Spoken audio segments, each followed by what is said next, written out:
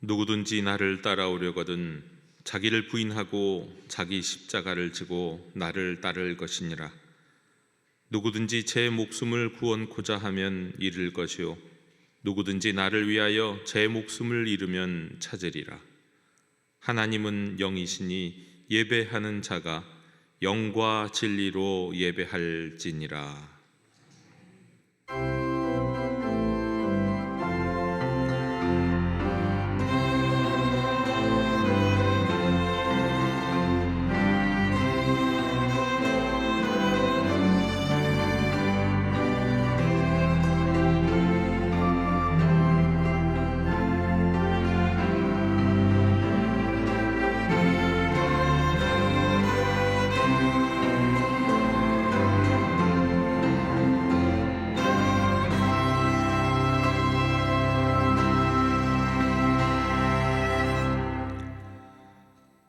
살아계신 하나님, 오늘도 저희를 부르시고 말씀으로 찾아오시는 주님께 감사를 드립니다. 눈물로 이 도시를 바라보시는 주님, 주님의 그 사랑을 저희가 느끼게 하여 주시옵소서. 우리의 굳은 마음이 부드러워지고 감추어졌던 은혜가 다시금 열리게 하여 주시옵소서. 이 시간 주님의 임재 속에 우리의 영혼을 두게 하시고 예배하는 자로서 새로워지는 은총을 허락하여 주시옵소서. 예수 그리스도 이름으로 기원하옵나이다. 아멘. 다 함께 자리에서 일어나셔서 주님 큰 영광 받으소서 찬양하시겠습니다.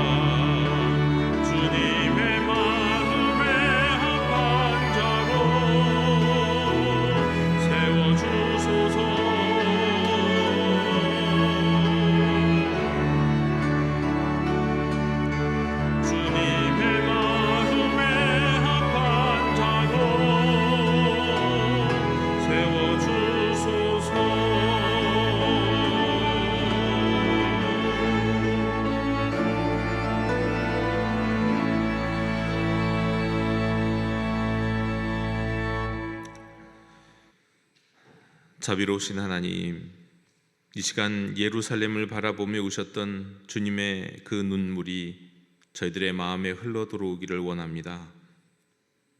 주님의 눈동자에 비친 예루살렘은 어쩌면 우리의 조국일 수 있고 서울일 수 있고 지금 우리의 모습일 수도 있기 때문입니다. 저희가 주님의 말씀을 듣지 못한 것이 아닙니다. 들었으나 외면하였고 보았으나 마음을 닫았고 깨달을 수 있었으나 스스로 눈을 감았습니다.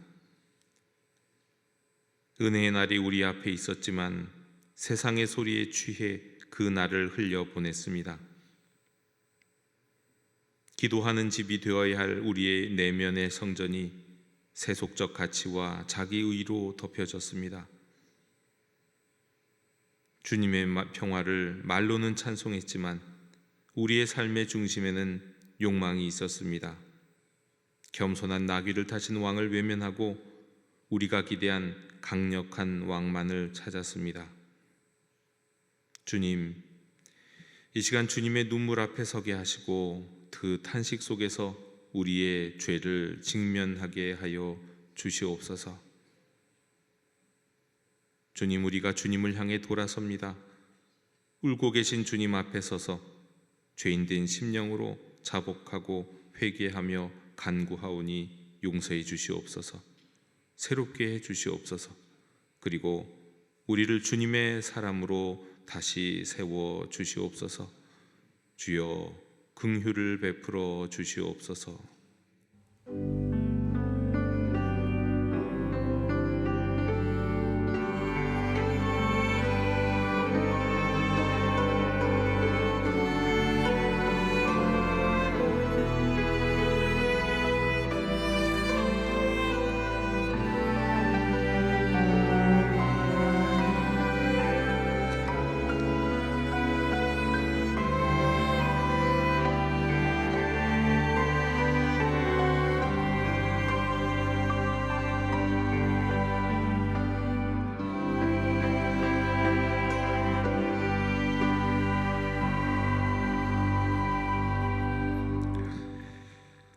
사람이 마음으로 믿어 의에 이르고 입으로 시인하여 구원에 이르느니라. 아멘. 나는 전능하신 아버지 하나님 천지의 창조주를 믿습니다. 나는 그의 유일하신 아들 우리 주 예수 그리스도를 믿습니다. 그는 성령으로 잉태되어 동정녀 마리아에게서 나시고 본디오 빌라도에게 고난을 받아 십자가에 못 박혀 죽으시고 장사된 지 사흘 만에 죽은 자 가운데서 다시 살아나셨으며 하늘에 오르시어 전능하신 아버지 하나님 우편에 앉아 계시다가 거기로부터 살아있는 자와 죽은 자를 심판하러 오십니다. 나는 성령을 믿으며 거룩한 공교회와 성도의 교제와 죄를 용서받는 것과 몸의 부활과 영생을 믿습니다. 아멘. 다 함께 자리에 앉으셔서 성시교독 128번을 교독하시겠습니다.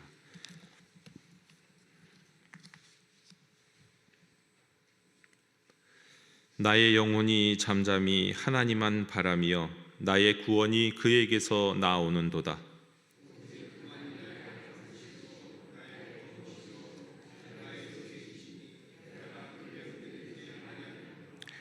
넘어지는 담과 흔들리는 울타리같이 사람을 죽이려고 너희가 일제히 공격하기를 언제까지 하려느냐?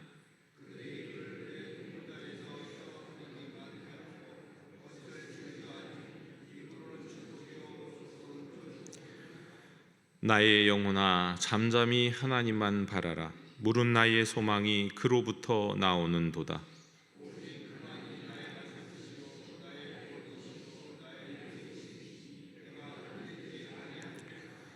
나의 구원과 영광이 하나님께 있으며 내 힘의 반석과 피난처도 하나님께 있도다.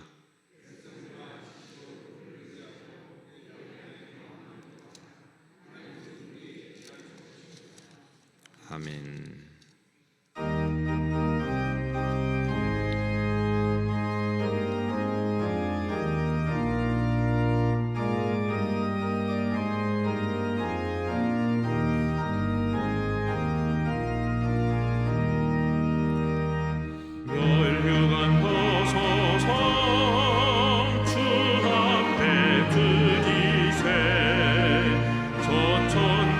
기쁨 노래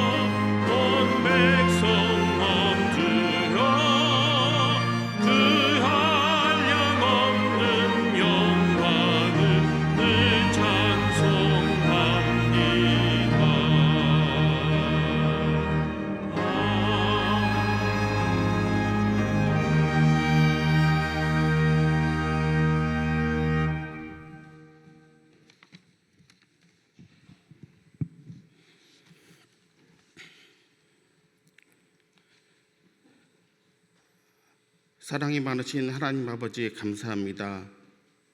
죽을 수밖에 없는 우리를 불쌍히 여기시고 사랑하셔서 우리를 구원하시고 주의 자녀 삼아주신 하나님의 은혜에 참 감사드립니다. 이미 창세전에 우리를 택하시어 한 사람 한 사람 지명하여 불러주시고 우리를 통해 주의 영광을 나타내며 하나님의 역사를 이루시려 주님의 자녀 삼으셨사오니 믿는 자로서 구별된 삶을 살아가는 우리가 되게 하여 주옵소서.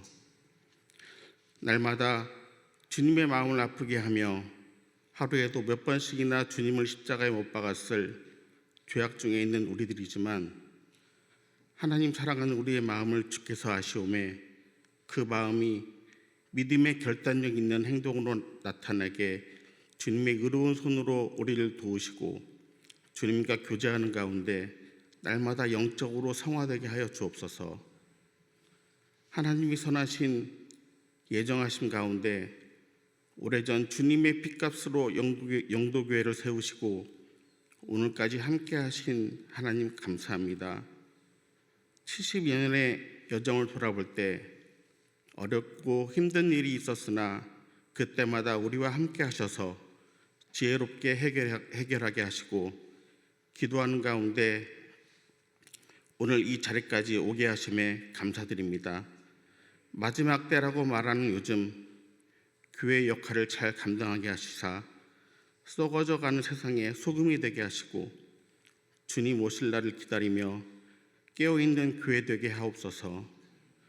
영도교회 지체로 불러주신 한 사람 한 사람 한 가정마다 말씀 묵상과 가정 예배로 더욱 견고히 서나가게 하여 주옵소서. 영도교회를 통하여 하나님 영광 받으시고 영도교회를 통하여 하나님의 역사하심을 이루어 나가기를 소망합니다. 특별히 하나님의 마지막 명령이신 땅끝까지 이르러 내 증인이 되리라 말씀하신 그 말씀에 순종하여 영도행전 29장을 써 내려가고 있습니다. 먼저 믿은 우리의 마음에 영원 구원에 대한 책임을 느끼게 하시고 믿지 않는 자들을 향한 안타까운 마음을 주셔서 우리들 마음에 전도 대상을 품게 하시고 그들을 위해 기도하게 하시고 그들을 교회에 초청하게 하여 주옵소서. 혼란의 정세 속에서도 이 대한민국을 함께 하시는 하나님, 우리의 믿음의 선조들이 눈물과 기도로 세운 이 나라가 악의 세력으로 흔들리고 무너지지 않게 하시고 하나님을 두려워하는 나라가 되게 하시고 모든 면에서 안정되고 서로가 서로를 이해하며 하나 되는 대한민국이 되게 하여 주옵소서. 오늘 또 주님을 사랑하는 자들이 함께 모여 주님 주실 은혜를 사모합니다. 우리에게 주고자 예비하신 은혜를 마음껏 쏟아 부어 주시고 그 말씀을 잘 받아 우리 마음이 옥토가 되어 뿌리 내리게 하시고 주의 선한 열매를 맺게 하여 주옵소서. 우리의 삶 가운데 제1 우선순위가 하나님이 되게 하시고 그 어떤 것도 예배의 감격과 기쁨을 대신하지 못하게 하여 주옵소서. 오늘 또 함께 하실 하나님, 우리가 신령과 진정으로 드리는 이 예배를 기뻐 받아주실 줄 믿고 감사드리며 예수님 이름으로 기도합니다.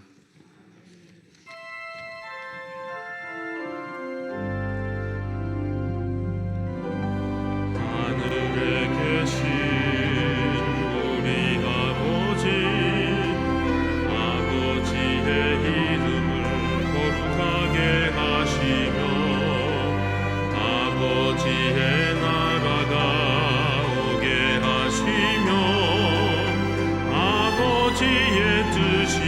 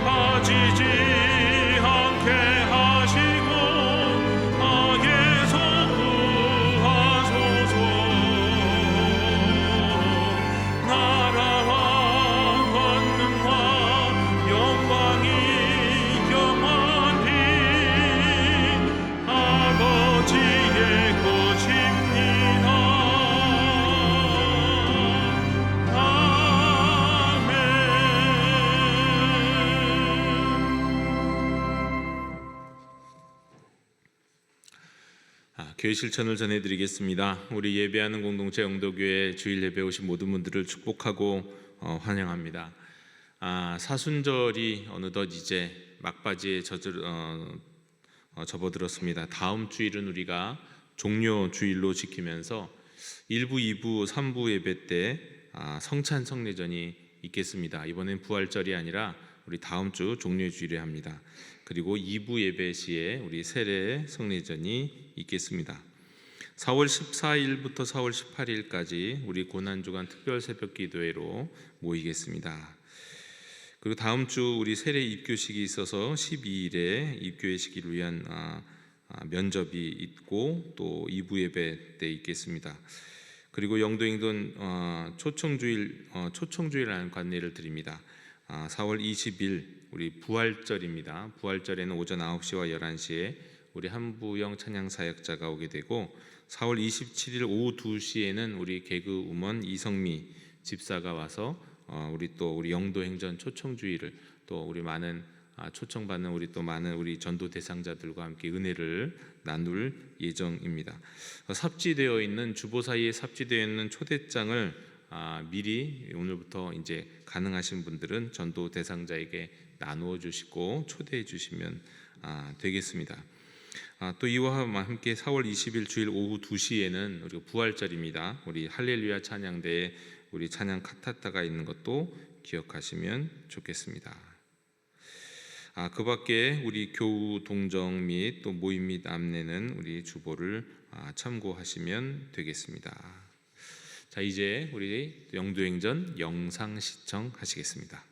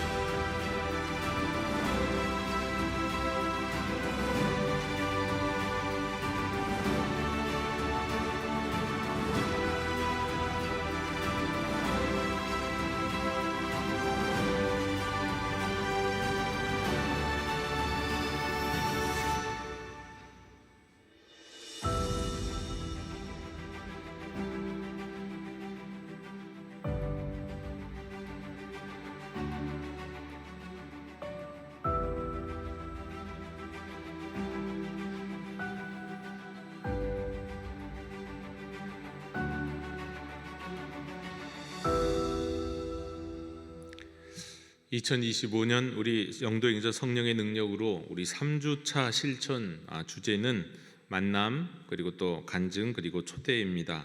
우리 전도 대상자들을 실제로 만나서 우리 소망에 관한 이유를 함께 나누고 또 초청주일에 초청하는 것이 이번 주 우리 실천 지침입니다. 근데 이제 아직도 전도 대상자 작정지를 내지 못하신 분들은 기도하는 마음으로 작정을 하시고 결단하시는 마음으로 작정지를 꼭 또 제출해 주시기 바랍니다. 특별히 또 우리 항종 직분자들은 꼭 동참해 주셔야 되겠습니다. 이번 주에는 우리 구역과 자치회에서 전도 활동을 또 시작합니다. 우리 소그룹실 1실에 가면은 전도 물품이 준비되어 있습니다. 우리 전도 물품을 가지고 거리에 나가셔서 복음을 전하기도 하고 또 초청주일 홍보도 함께 해주시면 좋겠습니다. 우리의 작은 실천과 발걸음을 통해서 우리 하나님이 역사하시도록 우리가 헌신해야겠습니다. 자, 이제 다 함께 우리가 함께 써내려가는 영도행전 29장 3절을 우리가 합독하도록 하겠습니다. 함께 읽습니다. 성령 안에서 각자에게 허락하신 이들에게 연락하여 만나기로 약속한 후 식사를 함께하고 소망에 관한 이유를 나누며 하나님 나라 잔치에 초대하였더라. 우리 함께 공동 기도문을 고백하겠습니다. 저희를 영도행전의 전도자로 부르시고 세우시고 보내시는 하나님,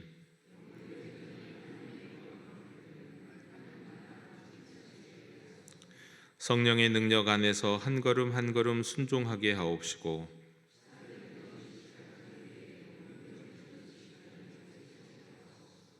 어둠 속에 갇힌 영혼들을 아버지의 마음으로 긍휼히 여기며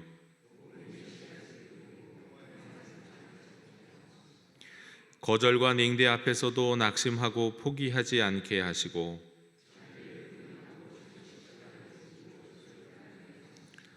저희로 복음의 종착지가 아닌 복음의 통로 되게 하옵시고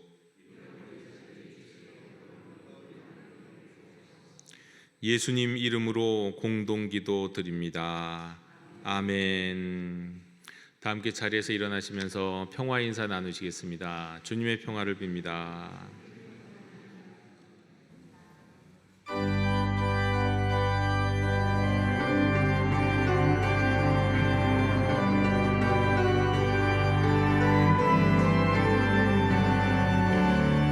말씀하소서 여호와여, 온 맘 다하여 듣겠나이다. 성령 하나님이여 평화 내려주소서.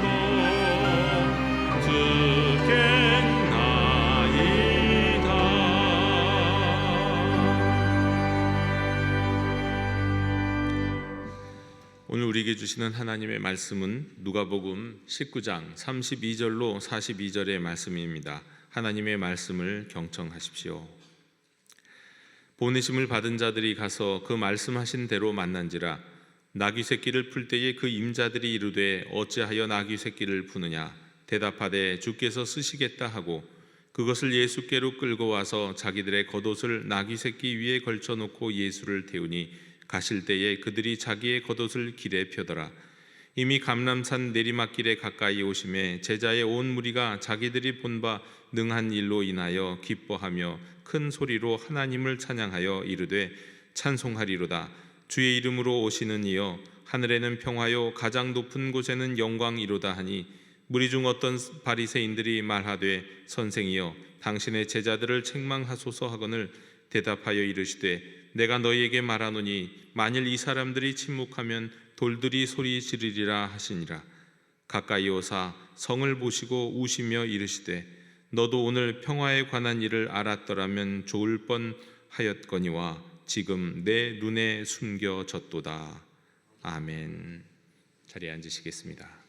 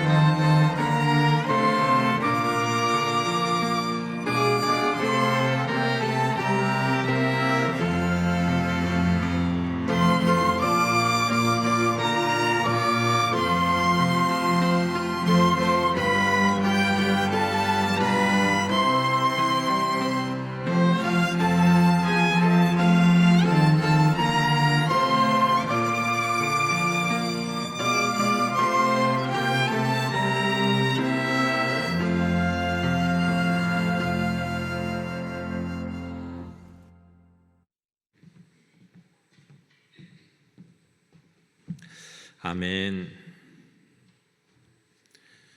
1815년 6월 18일 워털루 전투는 우리가 잘 아는 나폴레옹 보나파르트의 마지막 전투였습니다. 이 워털루 전투에서 패배한 나폴레옹은 유럽의 패권을 잃은 것은 물론이고 결국은 세인트 헬레나 섬으로 유배돼서 거기서 생을 마감하게 됩니다. 오늘날에도 영어 표현에 너의 워털루를 만났다라는 이런 표현이 있는데 인생에서 피할 수 없는 결정적인 패배를 의미하는 상징이 되어버렸습니다. 이 나폴레옹이 워털루에서 패배했던 몇 가지 이유가 있습니다. 자기 자신과 프랑스 군에 대한 과도한 자신감을 가지고 있었고, 적군을 과소평가했고, 또 날씨와 지형의 문제로 적군의 위치와 이동을 제대로 파악하지 못했고, 그리고 결정적인 순간에 제대로 판단하지 못한 점이었습니다. 참으로 우리 인생은 전쟁과도 같고 또 날마다 전투를 벌이며 사는 것과 같다는 생각이 듭니다. 그런데 적어도 우리 인생에 이 워털루 전투와 같은 일은 없었으면 좋겠다 싶습니다. 그러니까 재개할 수 없고 다시 일어설 수 없는 그런 전쟁, 그런 실수, 그런 실패는 없었으면 좋겠다 하는 거죠. 그런데 오늘 성경에는 그러한 일이 벌어지고 있습니다. 예수님은 유대 땅 북쪽 끝에서 시작해서 남쪽 예루살렘을 향해서 뒤도 돌아보지 않으시고 달려오셨습니다. 제자가 되려는 사람에게 죽은 자들로 자기 죽은 자들 장사하게 하고 쟁기를 뒤로 들고 뒤를 돌아보지도 말고 나를 쫓으라, 자기를 부인하면서 자기 십자가를 지고 나를 따르라고 말씀하시면서 말입니다. 하지만 올라오시면서도 예루살렘 하나님 나라의 비밀을 가르치고 복음을 전파하고 병든 이들을 고치시면서 이 예루살렘으로 올라오셨습니다. 오늘 성경에는 그렇게 올라오신 예수님이 드디어 예루살렘을 이제 가까이 바라보시면서 저 멀리 눈에 보이는 예루살렘 성을 눈으로 보면서 예루살렘 성으로 이제 나아가시는 그런 장면이 나옵니다. 여기서 예수님은 일부러 스가랴 선지자의 예언을 많은 사람들이 기억하고 떠올리게끔 행동하셨습니다. 나귀를 타고 들어오신 거죠. 스가랴 9장 9절에 시온에 따라 크게 기뻐할지어다, 예루살렘에 따라 즐거이 부를지어다. 보라, 내 왕이 내게 임하시나니 그는 공의로우시며 구원을 베푸시며 겸손하여서 나귀를 타시나니 나귀의 작은 것 곧 나귀 새끼니라. 예루살렘에 들어가시면서 제자들을 시켜서 준비된 나귀를 끌어오게 하셔서 타고 들어가신 겁니다. 이를 지켜보는 대다수의 무리들은 자기 겉옷을 펴고 또 다른 이들은 나뭇가지를 길에 펴서면서 소리 높여서 호산나, 우리를 구원하소서, 그런 뜻입니다. 호산나, 다윗의 자손이여 찬송하리로다, 주의 이름으로 오시는 이여 가장 높은 곳에 호산나, 이렇게 외쳤습니다. 그러자 어떤 바리새인들은 이게 못마땅해서 예수님께 당신의 제자들을 좀 책망하라고 했습니다. 그때 이제 예수님이 하신 말씀이 내가 너희에게 말하노니 만일 이 사람들이 침묵하면 돌들이 소리 지르리라 하셨습니다. 예수님이 나귀를 타고 들어오신 이유, 바로 이 스가랴의 예언을 성취하시기 위함이고 나가서 거기에는 분명한 메시지가 있습니다. 예수님은 말을 타고 입성하는 정복자가 아니라 나귀를 타신 평화의 왕이신 겁니다. 이거는 세상의 왕과는 다른, 세상의 통치와는 다른 섬기고 비우시는 하나님의 방식을, 하나님 나라의 통치 방식을 보여주신 겁니다. 자, 그런데 문제는 당장은 환호하고 있는 이들이, 호산나를 외치는 이들이, 예루살렘의 수많은 무리들이 며칠 후에는 불과 예수님을 십자가에 못 박는 일에 동참하게 된다는 것입니다. 왜 그렇게 됐을까요? 팀 켈러 목사는 예수님은 그들이 원하던 왕이 아니라 그들에게 친진정 필요했던 왕이셨다라고 말합니다. 이들은 이 차이를 이해하지 못했던 겁니다. 우리는 종종 하나님께 내가 원하는 방식 기대합니다. 참된 구원은 하나님이 일하시는 방식을 따를 때 임한다는 사실을 우리는 그런데 알아야 되는 겁니다. 하나님의 방식과 나의 방식, 이것이 부딪힐 때마다 우리는 하나님의 방식이 우리의 삶에서 승리할 수 있도록 내어드려야 되죠. 그런데 2000년 전 예루살렘 많은 이스라엘 백성들은 그러지 못했던 겁니다. 그렇습니다. 하나님 앞에서 내 견해와 내 판단을 고집하던 이들, 그래서 예수님이 예루살렘으로 들어가실 때는 호산나를 외치던 이들이 그 입술로, 같은 입술로 며칠 후에는 십자가에 못 박으라고 고함치기도 했습니다. 여러분은 어떠십니까? 여러분을 찾아오시는 예수님 만날 수 있을까요? 오늘 예수님이 우리의 삶에 문득 들어오시면 그 예수님을 우리가 과연 환대할 수 있을까요? 내가 원하는 방식으로, 내가 기대하던 방식으로 오시지 않을 터인데 우리는 내 편 들어주시려고 오시는 주님인 걸로 기대하고 있는데, 기대하던 바와 달리, 생각하던 바와 달리 전혀 다른 주님이 우리를 찾아오신다면 우리가 그분이 주님인지 알아볼까요? 혹시 알아본다 할지라도 과연 우리가 그분을 정말 환대할 수 있을까요?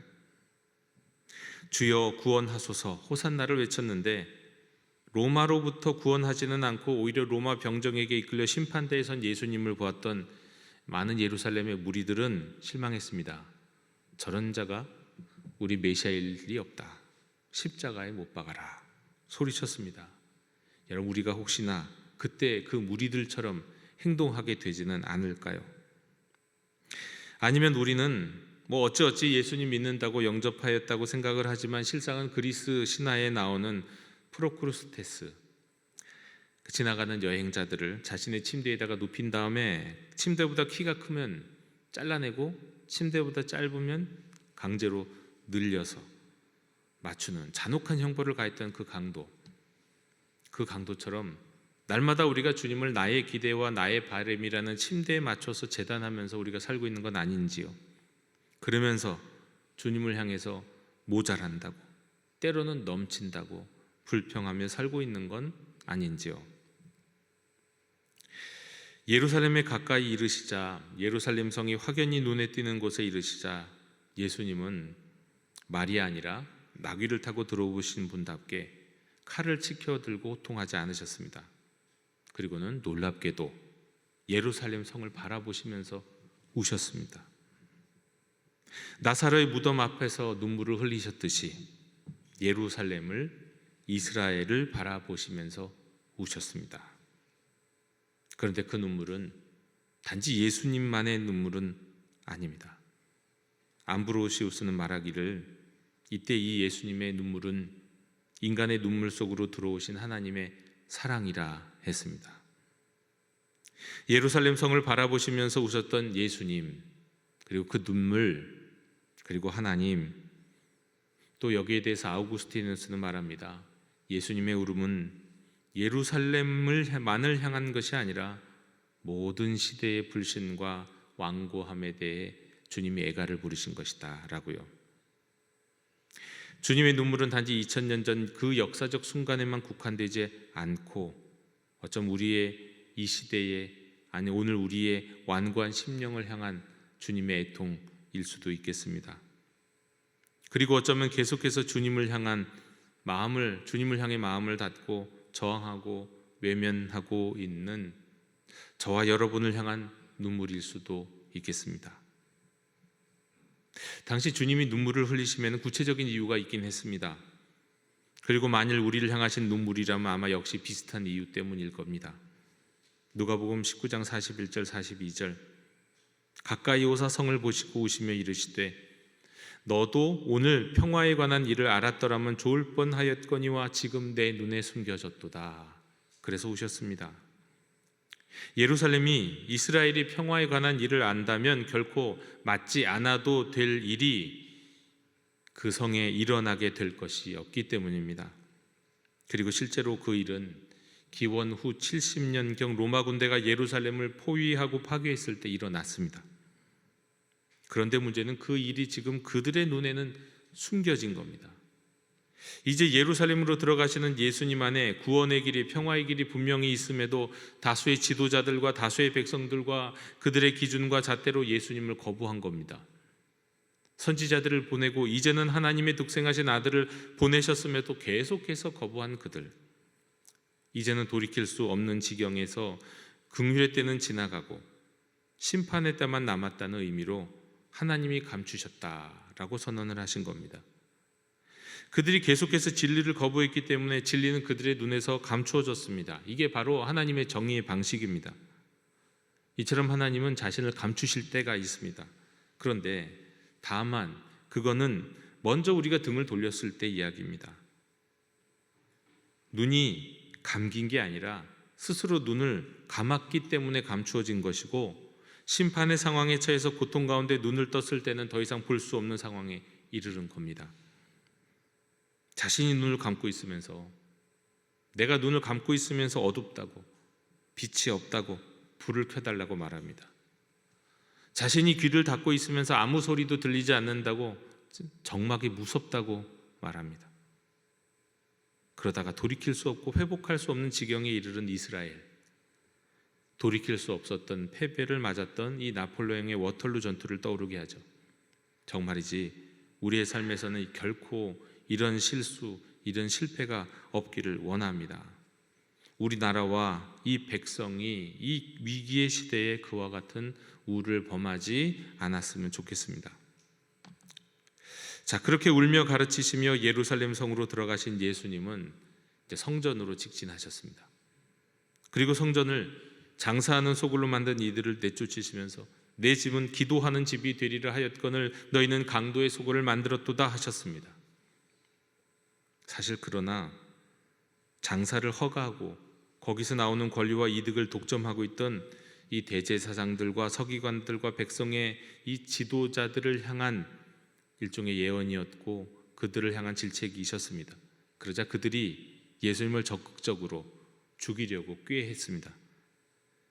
예수님이 성전에서 장사치들에게 하신 행동은 그들의 뒷배가 되는 이들에 대한 예언적인 심판 행위였는데, 과거의 예언자들이 그런 행동을 할 때마다 지도자들이 그 예언자들을 물리치기 위해서, 거부하기 위해서, 또 때로는 죽이기 위해서 있었던 것처럼 예수님을 거부하고 부인하고 결국은 죽이려고 모의했습니다. 하지만 이미 주님이 말씀하셨듯이 그런다고 그들이 회개할까요? 잘못을 뉘우칠까요? 숨겨줬도다 하셨거든요. 이미 저들은 돌이킬 수 없을 상황까지 이르렀다고 말씀하신 거거든요. 그럴 리 없다는 걸 우리는 이미 알고 있습니다. 절대로 예루살렘이 회개하지 않을 거라는 거, 우리는 성경을 읽어서 다 알고 있잖아요. 아무 소용이 없을 것을 우리도, 당연히 예수님도 아셨지만 주님은 생각과 몸이 따로 노는 사람처럼 이스라엘을 향한 자비와 슬픔의 몸부림을 치신 겁니다. 회개하지 않을 것을 아셨지만 포기하지 않으시는 하나님의 사랑의 몸부림이었습니다. 성 밖에서는 눈물을 흘리셨고 성전 안에서는 그 슬픔을 분노로 표현하신 거였습니다. 성전, 예루살렘 성전, 하나님의 집. 그런데 더 이상 하나님이 없는 하나님의 집. 이제 이스라엘 백성은 하나님이 없는 하나님의 백성. 그래서 머지않아 무너지고 심판받게 될 것을 아셨기 때문에 그 성은 둘러싸여서 재앙적인 기근을 맞이하는 가운데 파괴가 되고, 백성들은 로마 군대에 의해 맺혀지고, 이스라엘의 영원한 자랑이 될 것 같은 성전은 돌 하나 위에 돌 하나도 남지 아니할 것을 아셨기에 애통해하고 애통해하는 것을 넘어서 거룩한 분노를 표출하신 겁니다. 그러면서 예수님에게서 시작하는 새로운 성전의 시대를 선언하신 겁니다. 여러분, 이때나 그때나 이때나 지금에나 우리 하나님의 백성들이 가장 두려워해야 하는 것이 있다면 그건 껍데기만 남고 알맹이는 사라지는 현상입니다. 사랑 없는 가정, 영혼 없는 생명, 믿음 없는 신앙생활, 하나님 없는 하나님의 집 말이죠. 결과 평화의 길, 이 구원의 길이 숨겨져 버리는 그런 것 말입니다. 성경은 우리가 하나님의 사랑, 하나님의 마음, 하나님의 말씀에 대하여 반복적으로 닫고 거절하고 부인하고 외면했기 때문에 우리에게서 하나님의 뜻이, 하나님의 계시가 숨겨진 것이다 라고 말씀합니다.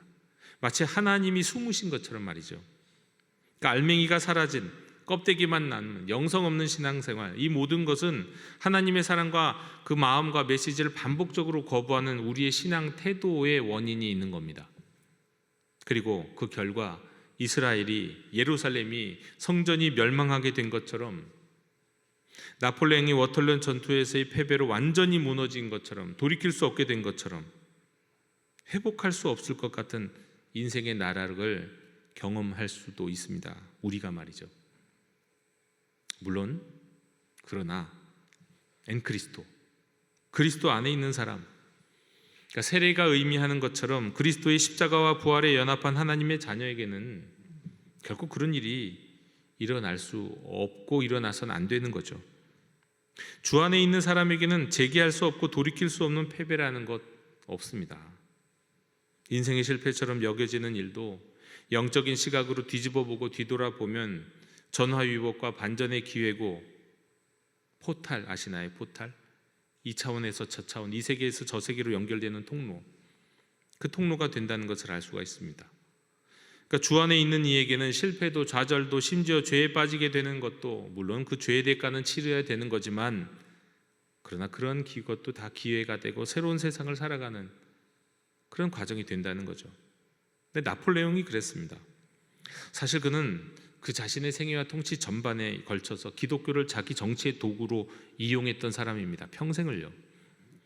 그러나 그가 세인트 헬레나의 유배가 되고 시간이 지날수록 점점 더 죽음에 대한 준비와 영혼에 대한 사색으로 옮겨간 흔적들이 관찰이 됩니다. 그러니까 그의 말년 고백 가운데 이런 고백이 있습니다. 나는 인간을 안다. 그리고 난 당신에게 말을 할 수 있다. 예수 그리스도, 그는 단지 그저 인간이 아니라는 걸. 소크라테스, 알렉산더 대왕, 카이사르, 사르마뉴 대제, 그들은 사라졌지만 예수는 살아계시다. 그분은 진정한 왕이시다. 그리고 죽음 앞엔 또 이렇게 기도했습니다. 하나님께서 내게 승리를 주셨습니다. 이제 나는 완전히 그분의 손에 내 자신을 맡깁니다.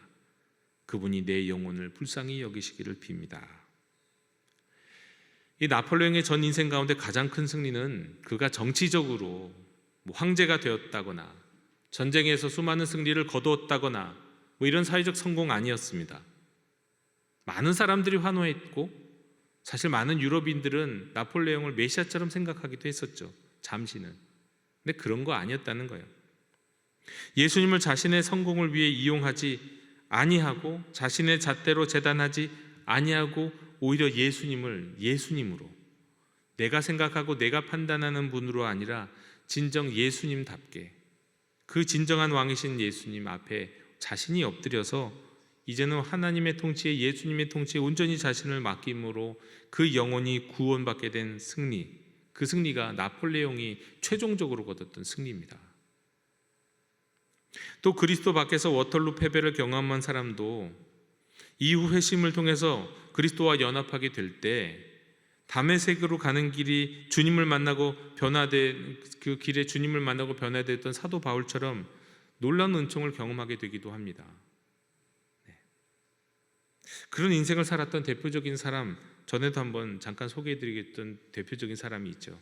닉슨 대통령의 특별 보좌관이었던 찰스 콜슨, 본 어게인이라는 책을 써서 유명해졌는데요.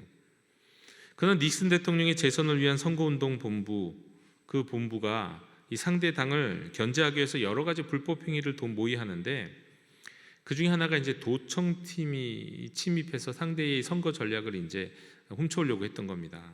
그러다 잡혔습니다. 이에 닉슨과 그의 참모들은 이 사건과 자신들의 연관성을 부인하면서 나랑 상관없는 일이라고 그 사건을 은폐하려고 하죠. 그러나 결국 닉슨은 미국 대통령 역사상 최초로 탄핵 직전에 자진 사임한 대통령이 됩니다. 찰스 콜슨은 바로 이 사건의 은폐 작업에 관여합니다. 그는 닉슨의 해결사로 불렸던 사람이거든요. 해결 안 되는 일이 있으면 찰스 콜슨에게 가봐, 그럴 정도로 아주 냉철하고 공격적이고 신뢰받는 그런 사람이었습니다. 그리고 승리를 위해서는 무엇이든지 할 수 있는 사람이었습니다. 그러다가 사법방해죄로 7개월간 복역을 하게 되는데, 그 옥중에서 CCC를 세운 빌 브라이트로부터 복음을 듣고 회개하고 예수님을 자신의 인생의 주로 고백하면서 십자가와 부활의 주님과 연합하여 그리스도 안에서 사는 인생이 됐어요. 그리고 기독교 교도소 사역단체를 설립하고 아까도 말씀드렸던 이 본 어게인이라는 책을 통해서 소망에 관한 이유를 묻는 이들에게 대답을 했습니다. 내가 믿는 소망은 이것이다 라고요. 그리고 그는 이렇게 말했어요. 내 인생의 가장 어두운 순간이 하나님의 가장 깊은 일하심의 시작이었다고요. 사랑하는 여러분, 지금 이 순간 우리의 눈은 열려 있습니까? 우리의 영혼은 주님의 눈물과 심판 앞에서 깨어 있습니까? 아니면 예루살렘처럼, 워털루의 나폴레옹처럼 지금 눈앞에 평화의 길이 있음에도 자기 확신, 자기 기대, 자기 방식에 갇혀서 하나님의 일하심을 외면하고 있지는 않습니까? 그러나 오늘도 주님은 우리의 삶을 향해서 가까이 오고 계세요. 우리 마음의 예루살렘 성을 향해서 나귀를 타고 겸손하게 오시는 분이십니다. 칼을 들고 오시는 분 아니고요. 눈물을 흘리면서 오시는 분이십니다. 우리를 정죄하시기 위해서가 아니라 우리를 돌이키라고, 회개하라고 오시는 분이십니다. 숨겨져 있는 것이, 우리가 눈을 감았고 우리가 귀를 막았기 때문에 우리에게서 숨겨져 있는 것이 드러나서 다시 볼 수 있도록 은혜의 손짓과 은혜의 눈물과 은혜의 말씀을 전하시는 겁니다. 지금 내 눈에 숨겨졌도다. 그러나 아직 주님의 눈물은 마르지 않았고 그 눈물이 마르지 않았다는 것은 오늘이 아직 은혜의 날이라는 것을 말해줍니다. 회복이 불가능해 보이는 워털루 같은 실패도 주 안에서는 다시 일어서는 계기가 될 수 있고 오히려 더 숨겨졌던 진리를 보게 되는 부활의 시작이 될 수 있습니다. 주님이 우리를 포기하지 않으셨듯이 우리도 우리의 마음을, 우리의 영혼을 다시금 주님의 발 앞에 내려놓아야 할 때입니다. 하나님, 내 영혼을 불쌍히 여겨 주옵소서. 이 고백이 오늘 우리의 고백이 되기를 소망합니다. 예수 그리스도 참된 왕이시고 평화의 주님이신 그분 앞에 우리가 다시 무릎을 꿇을 때 우리 삶의 가장 어두운 순간도 하나님의 가장 깊은 일하심의 시작이 될 것입니다. 기도하겠습니다. 주님, 예루살렘을 향한 주님의 눈물이 오늘 우리의 영혼을 흔들게 하여 주옵소서.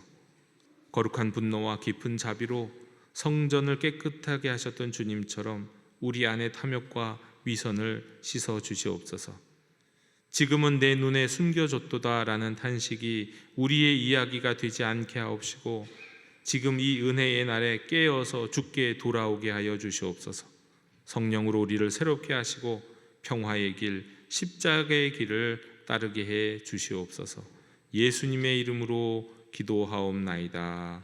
아멘. 이 시간 응답의 찬송 263장 부르시며 봉헌하시겠습니다.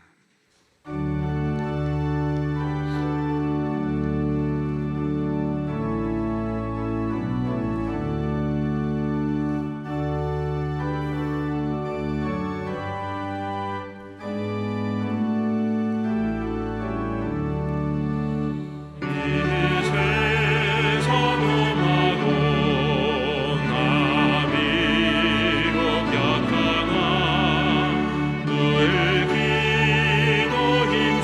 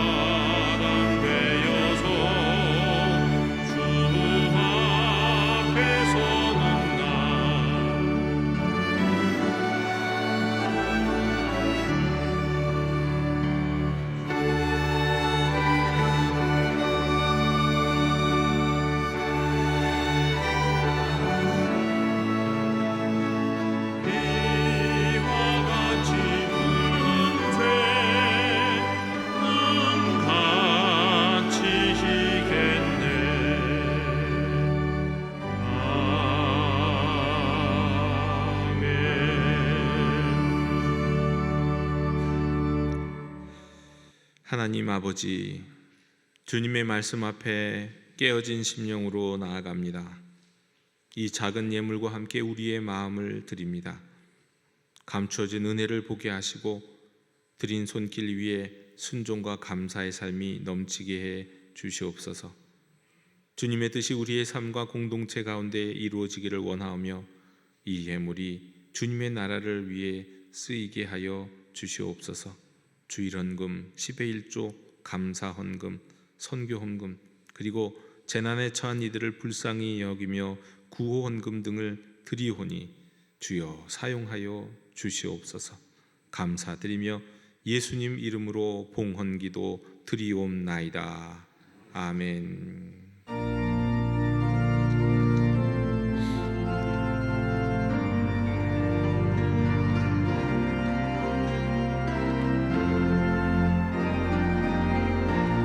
주님의 성령이 나에게 임하셨네. 내게 기름을 부사 주복음 전케 하시네. 전하세 예수 오직 예수 그는 나의 구주 사간 맘 치유하시는 전능과 승리의 그 빛날 인도하네. 나의 주 나의 주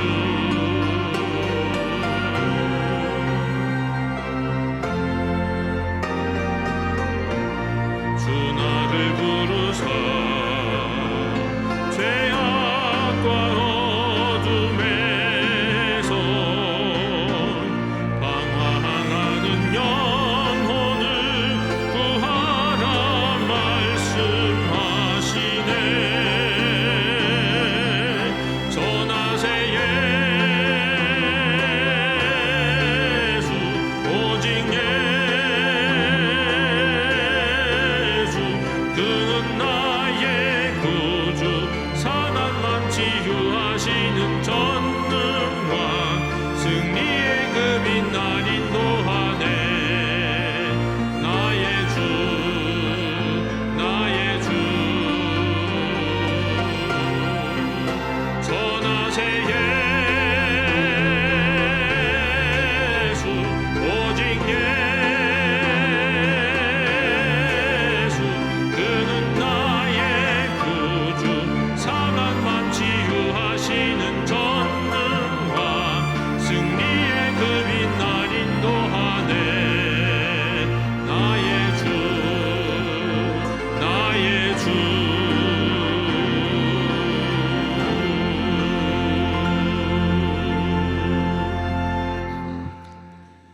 이제는 예루살렘을 향해 눈물을 흘리신 우리 주 예수 그리스도의 은혜와 은혜의 날을 놓치지 않게 하시는 하나님 아버지의 끝없는 사랑과 지금도 우리의 성전을 정화하시는 성령님의 깨우치심과 그 능력이 주님의 마음을 품고 깨어 살아가기를 소망하는 모든 주의 백성들 머리 위에 이제로부터 영원토록 함께 계시기를 간절히 축원하옵나이다.